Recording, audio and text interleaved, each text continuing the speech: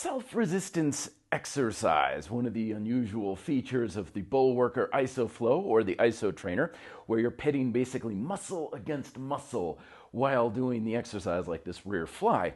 It's a good way to improve neuromuscular proficiency, but I've always felt a little bit off by it because I don't know if it's more difficult because I'm working like the muscles in my right arm harder, or if I'm just simply not assisting or resisting with the other muscles more. I can never quite get the balance. But nevertheless, I still recommend this type of training for one specific purpose. Namely, it's a really good way to understand one of the most important fundamental principles in all of strength training.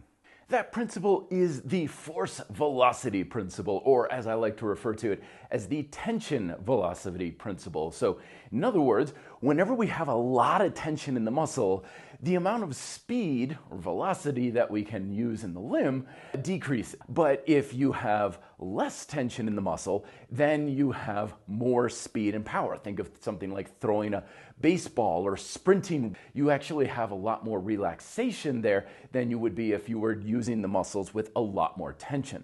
And this becomes quite apparent with self-resistance training at different speeds. So when I'm going at a slow speed, I can have more tension in my muscles. But if I go faster, the tension in my biceps decreases. But the real big lesson isn't that you have more tension at slower speeds, but the best way to put as much tension as possible in your muscles is to have no speed whatsoever. So the second I stop holding this overcoming isometric, the amount of tension in my biceps drops. Yes, there's a little bit more in the bicep doing the concentric and a little bit less in the eccentric, but once I hold an isometric, both exponentially increase to a very large degree.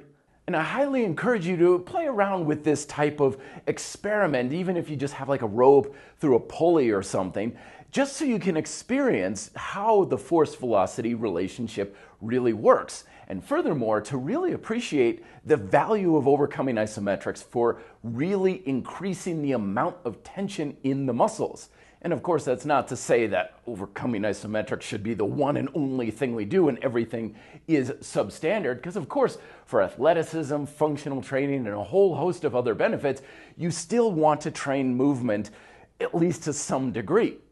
But it really adds a lot of value to the purpose of overcoming isometrics in conjunction with movement-based training and not neglecting it as a whole, which is why we incorporate it into grind-style calisthenics.